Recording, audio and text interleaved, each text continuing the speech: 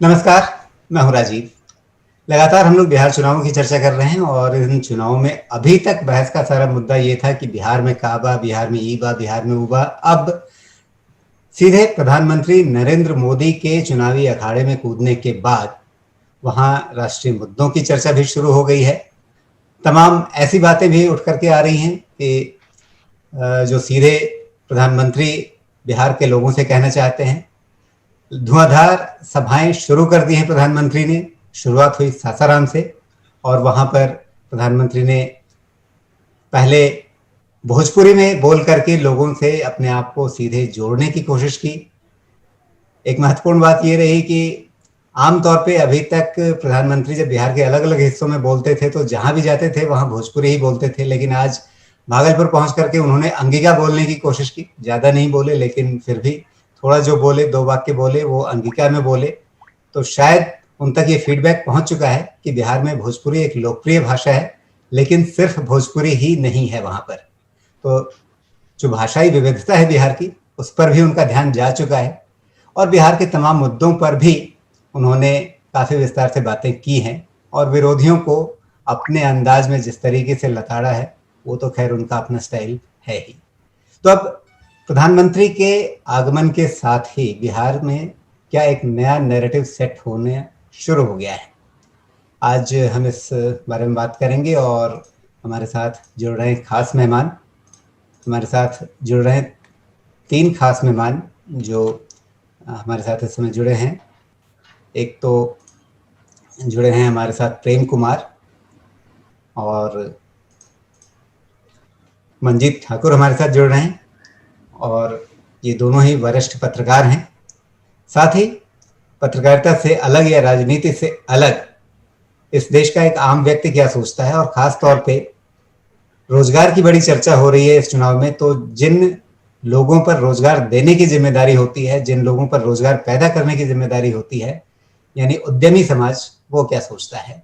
तो उद्यमी समाज का प्रतिनिधित्व करने के लिए हमारे साथ हैं अभिषेक सिंह, जो बिहार एंटरप्रेन्योर्स एसोसिएशन के संस्थापक हैं, उसके महासचिव हैं। साथ ही स्टार्टअप का अपना एक संगठन चलाते हैं वो।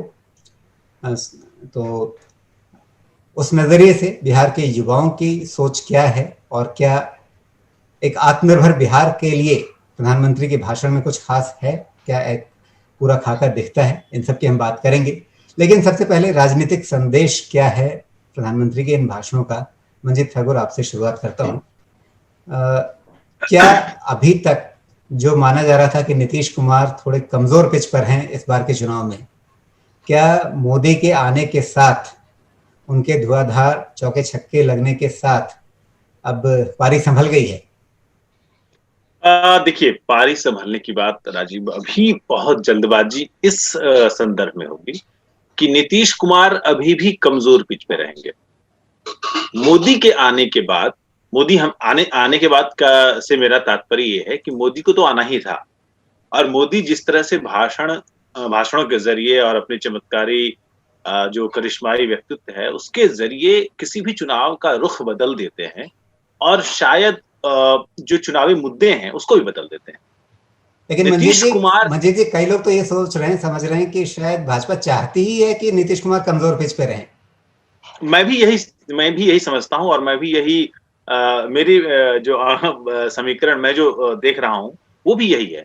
चिराग पासवान को अगर अलग होकर के लड़ना पड़ रहा है और वो सिर्फ उन सीटों पर लड़ रहे हैं जहां पर जदयू है, तो उसको भी आप उनके 4.5% से थोड़े ज्यादा वोट जो है, करीब 5% के आसपास वोट जो पिछले विधानसभा चुनाव में उनको पड़े थे, आप उससे अलग उनको नहीं देख सकते हैं। एक चुनाव जो है वो गुंजाइश, और सियासत जो है गुंजाइश नाम के एक शब्द से शुरू होती है, वहीं पे खत्म भी होती है।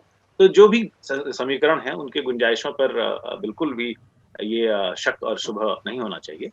राजीव जी, मैं यही कह रहा हूँ कि आज मोदी जी ने जो बिहार के तमाम, जैसा आपने कहा कि वो शुरुआत करते हैं स्थानीय भाषाओं से या बोलियों से या उपभाषाओं से, ताकि लोगों के साथ कनेक्ट कर सके। और इसी तरह पूरे देश को उन्होंने 2014 में अपने साथ कनेक्ट कर लिया, 2019 में और ज्यादा कनेक्ट किया और परिणाम आपके सामने है। और वही तरीका इस बार बिहार में, भागलपुर में अंगिका में कहा और बाकी जगह वो जहां पर भोजपुरी इलाके में गए तो भोजपुरी में संबोधन किया। ये जाहिर है वो लोकल लोग जो है ना उसके बाद एक ऐसी लहर वहां पर रैलियों में पैदा करते हैं जो मोदी की कामयाबी का राज आप कह सकते हैं। अब उन्होंने ऐसी ऐसी ऐसी चीजें पेश की हैं जो मोदी 2 में यानी नई जो दूसरा कार्यकाल है उन्होंने किए हैं। 370 अनुच्छेद 370 का जिक्र करके उन्होंने एक राष्ट्रवाद जिसके नाम पर मोदी को वोट मिलता है। लेकिन और गलवान वैली का भी जिक्र हुआ है। तो ये सब चीजें अगर इन्होंने खड़ी की हैं तो विपक्ष भी उस पे जाहिर है अपनी प्रतिक्रियाएं देगा। लेकिन ये मुद्दा अभी तक नौकरियों पर, विकास पर, जिस पर नीतीश कुमार कहीं न कहीं पीछे पड़ रहे थे, खास करके अगर आप कहें किसानों का गुस्सा है, उस पर कृषि विधेयकों पर बहुत बताया उन्होंने, किसानों को लेकर के बहुत सारी बातें कही हैं आज प्रधानमंत्री ने। तो किसानों को खुश करने की कोशिश है। जो है 370 का जैसा मैंने बताया उस पर उन्होंने अपनी बात कही है। तो जो लॉकडाउन के टाइम पर जो प्रवासी मजदूरों की स्थिति से नीतीश या जो सत्ता विरोधी लहर जैसा कुछ अगर पैदा हो रहा था तो उसको प्रधानमंत्री ने आज उसका रुख पलटने की कोशिश की। जी, रुख पलटा है क्या? प्रेम कुमार, आपका नजरिया क्या है? प्रधानमंत्री के उतरने के बाद कितना अंतर आया है? देखिए, अंतर तो तुरंत बताना मुश्किल है, पर एक जो हमें दिखता है कि नरेंद्र मोदी जी में जो वो चमत्कारिक बात रही है कि वो गुजरात इलेक्शन को छीन लेते हैं कांग्रेस से, या फिर उत्तराखंड हिमाचल में जाकर के बदल देते हैं सीन, या फिर जो लोकसभा चुनाव में था कि वो पूरे देश का नैरेटिव जो है अचानक राष्ट्रवाद पर ले आते हैं और वो एक संदेश दे देते हैं। तो वो जो व्यक्तित्व है, उस व्यक्तित्व में लगातार आपको दिल्ली में वो नहीं दिखा, झारखंड में नहीं दिखा, महाराष्ट्र में किसी हद तक दिखा भी तो वो सरकार नहीं बन पाई।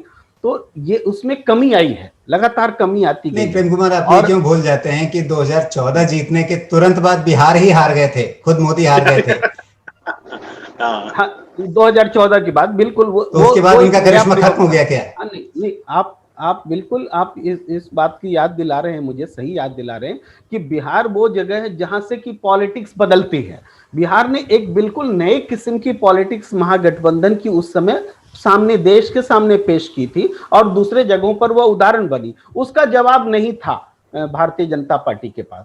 कई बार वो लोग बोलते भी हैं, जैसे उत्तर प्रदेश का ही चुनाव हो रहा था, जब उप चुनाव हुआ था जिसमें बीजेपी हार गई थी, तो उन लोगों ने माना था कि गोरखपुर जैसी सीट हम हार गए क्योंकि ये लोग एक हो जाएंगे, उसका में हमारे पास कोई तैयारी नहीं थी और ये नहीं था। फिर वो तैयारी के साथ में जब उत्तर प्रदेश का विधानसभा चुनाव लड़ने आए तब वो जीते भी, ये भी बात है। तो बिहार ने एक सेट किया था।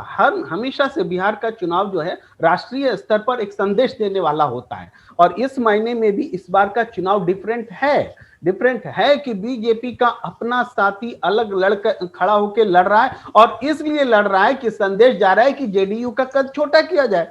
एक अलग किस्म का चुनाव है ये, ऐसा चुनाव दूसरे जगह देखने को नहीं मिलेगा। आज आप नरेंद्र मोदी जी के भाषण में देखिए, उन्होंने कहीं भी चिराग पासवान को लेकर के जो भ्रम है उसको कम नहीं किया बल्कि और बढ़ा दिया। मुझे याद आता है जमशेदपुर में रघुवर दास खड़े थे विधानसभा। एक बार जरा साफ कीजिए, किस बात से आपको लगा? मुझे तो चिराग पासवान का कोई जिक्र ही नहीं सुनाई पड़ा उनके भाषण में, सिवाय रामविलास पासवान को उन्होंने श्रद्धांजलि दी शुरुआत में भाषण के, उन्होंने याद किया बहुत प्यार से, लेकिन साथ में उन्होंने रघुवंश बाबू को भी याद किया। तो आप ये नहीं कह सकते कि सिर्फ पासवान जी को याद किया। रघुवंश बाबू को याद करने से ऐसा नहीं है कि राजद जो है वो चुनाव के बाद भाजपा के साथ आने वाली है। तो हाँ, तो किस बात से आपको लगा कि चिराग पासवान को लेकर के उन्होंने भ्रम पैदा कर दिया? कौन सी ऐसी बात? आपने उस प्रश्न को सामने रख करके जो मैं बोलने वाला था, आपने अच्छा किया कि मैं और क्लैरिटी दूं। यही मैं जमशेदपुर का उदाहरण दे रहा था, तुरंत लौटता हूं। वहां रघुवर दास खड़े थे और बीजेपी के विधायक और मंत्री आरएसएस के बड़े नेता सरयू राय खड़े थे उनके मुकाबले, उनके खिलाफ। तो वहां पर भी भ्रम की स्थिति थी। सरयू राय बोल रहे थे कि हम बीजेपी के हैं, बीजेपी के सारे लोग हमारे साथ हैं और दिखते भी थे भीड़ में। तब उस समय नरेंद्र मोदी जी पहुंचे थे रैली करने, सबका एक्सपेक्टेशन था कि वो कुछ बोलेंगे। उन्होंने क्या कहा? उन्होंने कहा कि जो भाजपा के साथ है मोदी उसके साथ है। अब इसके बाद ये भ्रम और बढ़ गया। हालत यह है कि रघुवर दास हार गए और सरयू राय जीत गए। यह आप अब लौटिए आज के इस रैली में, उन्होंने चिराग पासवान के बारे में कोई आलोचना एलजेपी के बारे में नहीं की, जैसा कि आपने भी जिक्र किया, नहीं की, कहा ही नहीं, चर्चा ही नहीं की। लेकिन उन्होंने जितनी आत्मीयता के साथ, जितनी करीबी जो दिखाया कि मरते दम तक रामविलास पासवान जी हमारे साथ रहे, ये जो बात है इतना इमोशनल है, इसको चिराग पासवान ने तुरंत ट्वीट करके कनेक्ट कर दिया कि मैं भी मरते दम तक नरेंद्र मोदी जी के साथ रहूंगा। ये जो केमिस्ट्री दिख रही है ना बाहर में, ये संदेश और भ्रम जिसको बोल रहे थे कि मोदी जी तोड़ेंगे, ये भ्रम बहुत बड़ा हो गया है और इसको आदमी नहीं तोड़ सकता है। ये केमिस्ट्री नहीं है, खिचड़ी है। खिचड़ी पक रही है। ये बात अगर मैं क्लियर कर पाया हूं तो ये एक महत्वपूर्ण बात है और इस मायने में अलग है। दूसरी बात है कि चुनाव जो होता है तो उसमें अलग अलग फेज होते हैं। अभी हम चर्चा लगातार सुन रहे थे, तेजस्वी की रैली में इतनी भीड़ थी, जहां बदल गई पलट गई, लेकिन हम जान रहे थे कि जो स्लॉग ओवर्स आएंगे, जब नरेंद्र मोदी जी की रैली होगी, जब राहुल गांधी जी का भी आना होगा और दूसरे योगी जी हैं, सारे लोग हैं, तमाम लोग हैं, तो फिर कुछ न कुछ एक समीकरण नए सिरे से सेटल होगा। अब जैसे मुद्दे को बदलने की कोशिश हो रही है, नरेंद्र मोदी जी कर रहे हैं कि जो राष्ट्रीय मुद्दा है उस पर अगर वो आते हैं तो उससे उनको फायदा मिलेगा, क्योंकि स्थानीय मुद्दे पर अगर प्रधानमंत्री कहीं पर भाषण देने जाए और आप उससे आशा करें कि वो राष्ट्रीय मुद्दों की बात नहीं करेंगे, मतलब ये तो बड़ी अद्भुत सी बात होगी। मैं बिल्कुल ऐसी उम्मीद नहीं रखता कि वो नहीं करेंगे।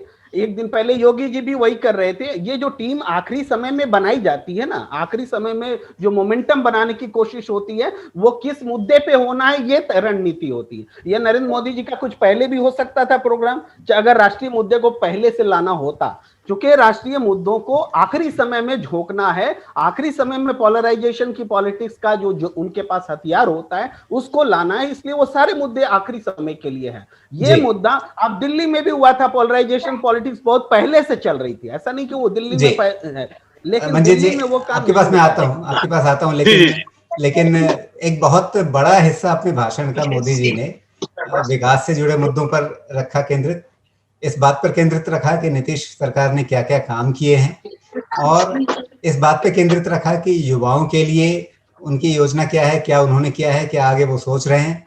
उद्यमियों की बात की उन्होंने, रोजगार के अवसरों की बात की।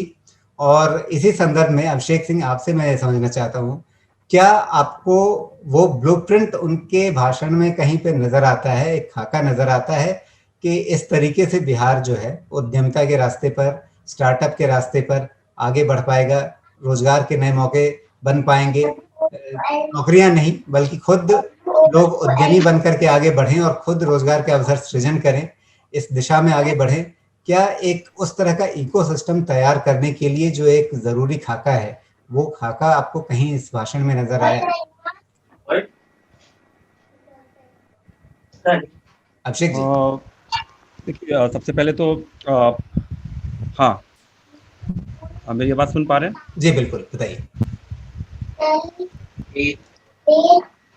सबसे पहले तो प्रधानमंत्री बिहार में आकर के और अगर स्टार्टअप और उद्यमिता और जॉब क्रिएशन इन सब की अगर बात करते हैं, तो इससे तो कम से कम एक बिहार जैसे पिछड़े राज्य का इलेक्शन का मुद्दा कहाँ घूमा है, वो मैंने पहली बार इस 10 साल में देखा है।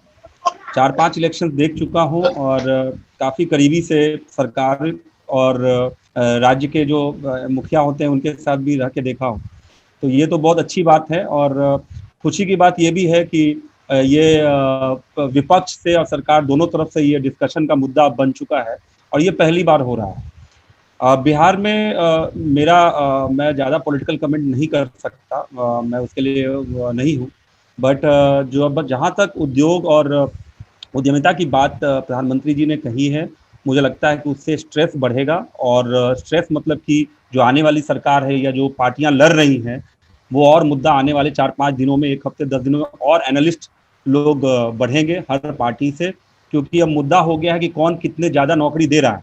अगर नौकरी दे रहा है तो बजट कहाँ से आ रहा है, बजट कहाँ से आ रहा है, तो स्टेट बजट का ब्रेकअप। हम लोग अपने एसोसिएशन में एक डिस्कशन कर रहे थे पिछले संडे को, तो एक बहुत अच्छा कमेंट आया उसमें कि अब हर विधायक, हर एस्पिरेशनल विधायक जो विधायक बनना चाहता है, नॉमिनेट किया या पर्चा भरा है, वो बेचारा इकोनॉमिक्स का किताब खोल रहा है।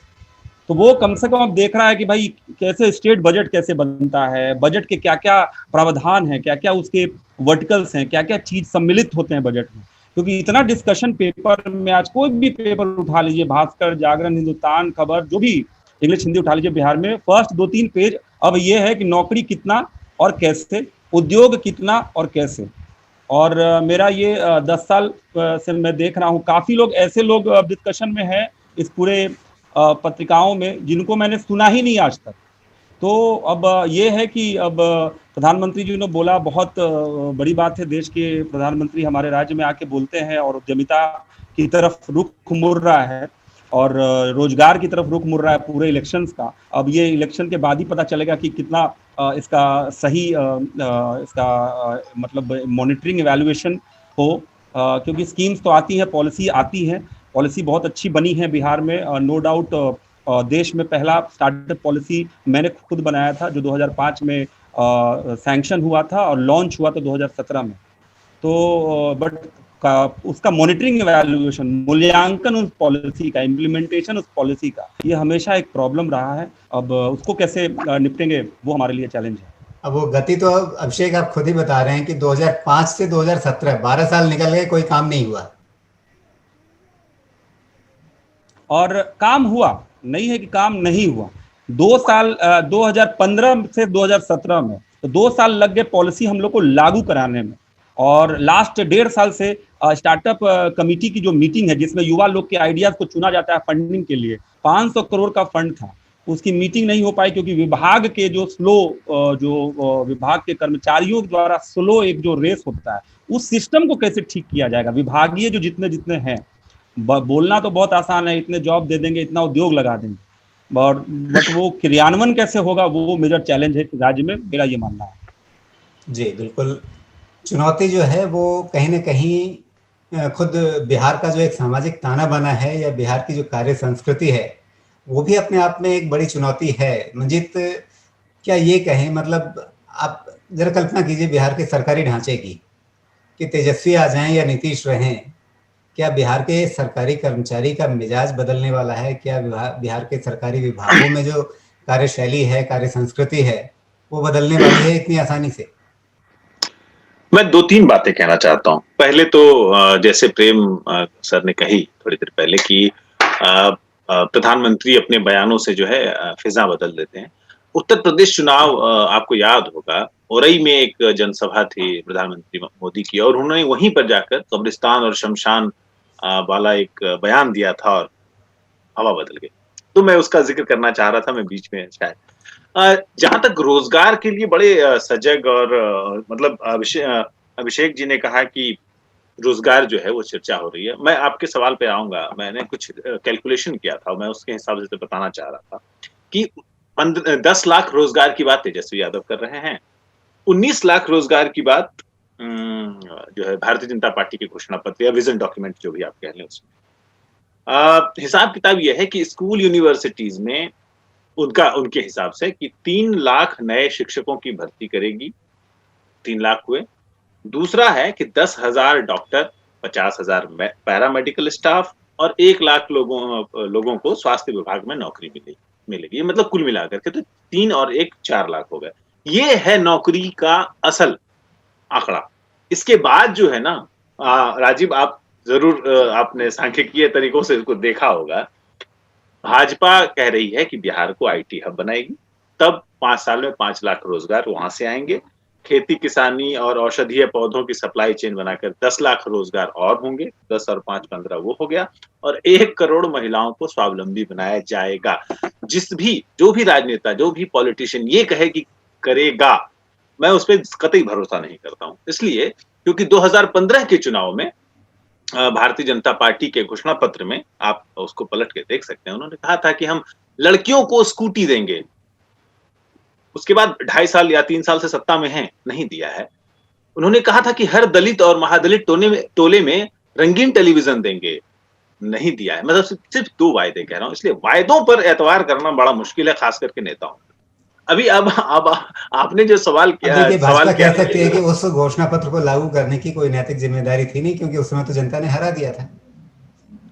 किसी भी राजनीतिक दल के पास कोई नैतिक जिम्मेदारी नहीं है किसी भी घोषणा पत्र को, मतलब नैतिक जिम्मेदारी के अलावा कोई जिम्मेदारी है ही नहीं। जनता ने हरा दिया था, लेकिन उस ऑपरेशन कमल करने के बाद वो वापस सत्ता में आए और मतलब एक बिहार में एक कहावत है हमारे इलाके में, जिस इलाके से मैं हूँ, वहाँ पे थोड़ा-सा हार्श है, लेकिन वहाँ पे कहते हैं कि हारेंगे तो हूरेंगे, जीतेंगे तो थूरेंगे। मतलब अगर जीत भी मेरी और पट्ट भी मेरा। तो उस हिसाब से हारेंगे तो भी सरकार बनाएँगे और जीतेंगे तो भी सरकार बनाएँगे वाली स्थिति होती है। तो मैं उस तरफ टिप्पणी नहीं करना चाहूँगा, वो तो सियासत है, हर आदमी सत्ता के लिए ही कर रहा है। तो मुझे लगता है कि ये जो वादों का की जो श्रृंखला है ना, उस वादों में की बजाय वो जो राष्ट्रवादी मुद्दे जो हैं, वो सामने ज़्यादा आ जाएँगे और आने वाले हैं। ये रोज़गार और ये जो देखिए अगर अभिषेक जी, मैं सिर्फ मधुबनी की बात कर रहा हूँ। मधुबनी के इलाके में अगर आप एमएसएमई की साइट पे जाकर देखेंगे तो सबसे बड़ा उद्योग वहाँ का क्या है एमएसएमई के हिसाब से। बाकी बड़े उद्योग कितने हैं ये तो हम सब जानते हैं।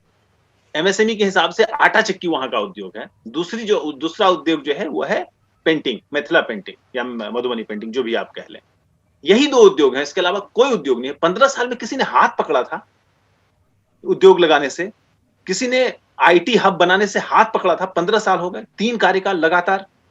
आपने अपने एक व्यक्ति को, अपने एक नायब को, डिप्टी को, जीतन राम मांझी को मुख्यमंत्री भी बना दिया। हाथ पकड़ा था किसी ने आपका कि मधुबनी में विकास न करें या बाढ़ नालंदा को आगे न ले जाएं, आईटी हब न बनाएं, या जो लोग अपना स्टार्टअप शुरू करना चाहते हैं उसको मदद न करें।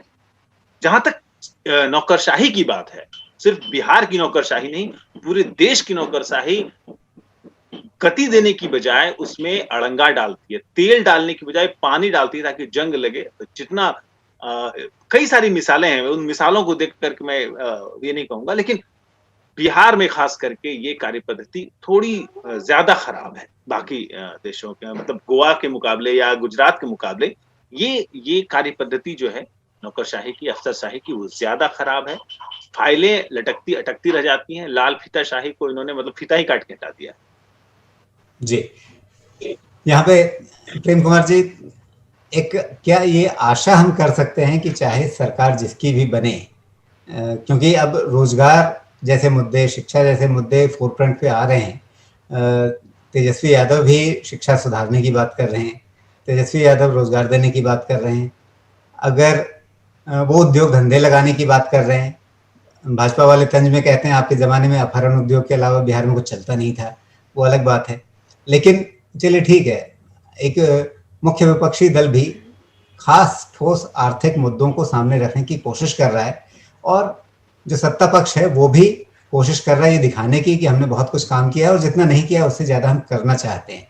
तो क्या ये एक आशावादी तस्वीर बिहार के लिए बनाती है कि चलिए एजेंडा पे अब वो भावनात्मक मुद्दे थोड़ा पीछे हटेंगे और जो एक ठोस लोगों की बेहतरी के लिए कामकाज करना है, बिहार को आगे ले जाने के लिए जो कामकाज करना है, वो एजेंडा में आगे आएगा?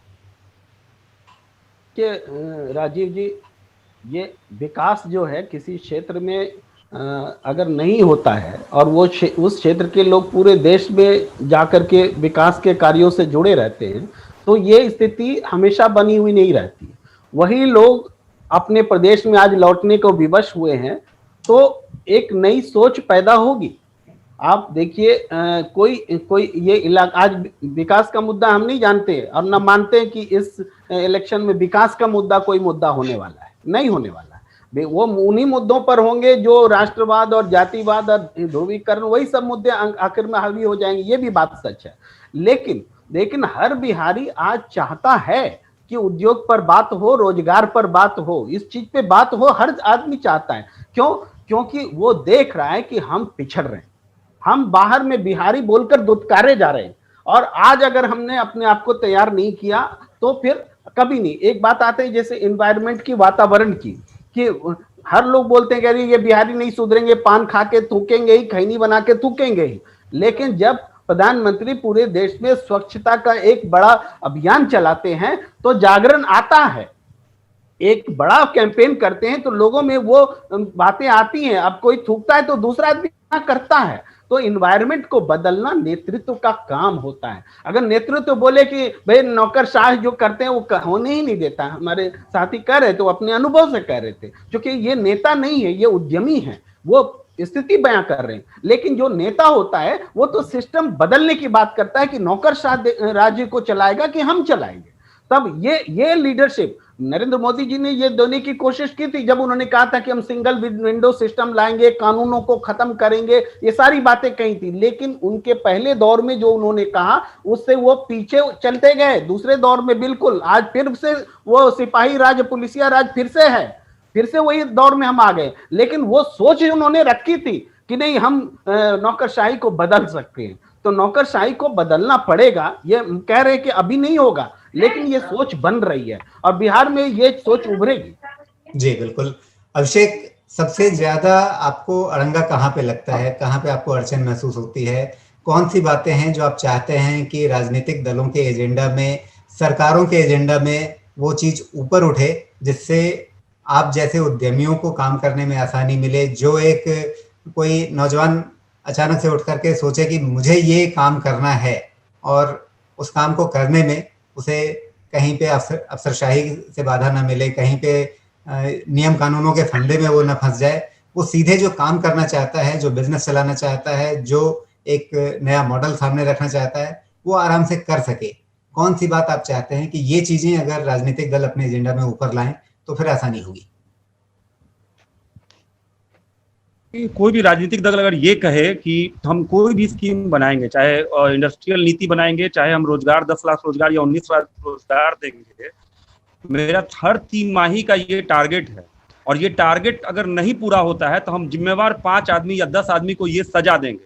अगर ये चीज आ जाए तो ये नीचे से ऊपर लेवल तक, जब हम एक एग्जांपल बताते हैं आपको, बिहार में 12 से 13 industrial park, leather park, jute park, food park, आपको ये सब क्लस्टर्स लगाने की कोशिश की गई। आईटी पार्क तो 10 साल पहले की बात है, तो जब मैं नया बिहार को जानना ही शुरू किया था। तो ये रुकावट वहीं आता है नीचे लेवल से, चाहे जमीन वाले देने के लेवल से, एक मुखिया के लेवल से, बीडीओ के लेवल से, सीओ से लेवल से, इस डिपार्टमेंट के प्यून के लेवल से, ज्वाइंट डायरेक्टर, इतनी कहानियां मैं आपको सुनाऊंगा कि मतलब वो 24 घंटे में एक बिहार की भी बेइज्जती हो जाएगी, तो वो मैं नहीं चाहता। ऐसे चीज हमने जमीन पे देखे हैं कि वो इस देश में मतलब रिकॉर्ड होगा। मतलब मैं प्राउड हूं कि मैं बिहार का हूं, कि इतना एक्सपीरियंस मुझे मिला। तो अगर हर पॉलिटिकल पार्टी ये कहे कि भाई 3 महीने या 6 महीने का ये टारगेट है, अगर वो किस किस कारण से नहीं हुआ, वो जैसे हमने उद्योग संवाद शुरू किया, लोगों से फीडबैक लीजिए, जहां पे रुकावट है वो अगर देखें कि इम्प्लीमेंटेशन में 5 रुकावट है, 5 अफसर को या 5 जो क्लर्क है या 10 अफसर को हम ये उनको पूरा पनिशमेंट देंगे। अब देखिए कि टारगेट बेस्ड मॉडल पे काम करे, तुरंत काम होगा। स्कीम बना के भाषण दे करके कुछ नहीं होगा। 5 साल गुजर गए, 500 करोड़ में से सिर्फ 3.5 करोड़ खर्च हुए और देश का नंबर 1 राज्य था 500 करोड़ का फंड बनाने वाला बिहार। जी, सबसे बड़ी बात है राजनीतिक इच्छा शक्ति। यदि राजनीतिक इच्छा शक्ति दिखे तो फिर कुछ काम हो। जैसे नीतीश कुमार ने अपने पहले कार्यकाल में राजनीतिक इच्छा शक्ति दिखाई थी अपराध पर नियंत्रण के लिए, तो उसका असर दिखा था, उसका जमीन पे असर दिखा था। उसके बाद वो राजनीतिक इच्छा शक्ति दोबारा किसी काम में नजर नहीं आई। मंजीत ठाकुर, अब इस चर्चा को समेटने का समय है। 30 सेकंड, आज मोदी के भाषणों से लगभग क्या निकला, या इस चुनाव से क्या नैरेटिव सेट हो रहा है? नैरेटिव यही सेट हो रहा है कि इस चुनाव में भी, जैसा प्रेम जी ने कहा, बिल्कुल जातिवाद और राष्ट्रवाद ही मुख्य मुद्दा फिर से बिहार में होने वाला है। लॉकडाउन के दौरान मजदूरों को जो परेशानी हुई, जो दिक्कत हुई है, उससे ध्यान हटाने के लिए राष्ट्रवाद लाना जरूरी था। उसी दिशा में मोदी बढ़ रहे हैं। जी, प्रेम कुमार जी, आपका निष्कर्ष? मंजीत जी की बात से बिल्कुल सहमत होते हुए, अभी तो पहला दिन था, अभी पहले चरण के चुनाव में 3-4 दिन और बाकी है चुनाव प्रचार में, तो ये बहुत तेज होगा। अभी कई जुमले होंगे, दूसरे के खिलाफ अपमानजनक बातें होंगी, तमाम चीजें आएंगी और हम लोग उस पर चर्चा कर रहे होंगे। जी, प्रेम कुमार जी, मंजीत जी, अभिषेक जी, तीनों का बहुत बहुत धन्यवाद समय निकालने के लिए।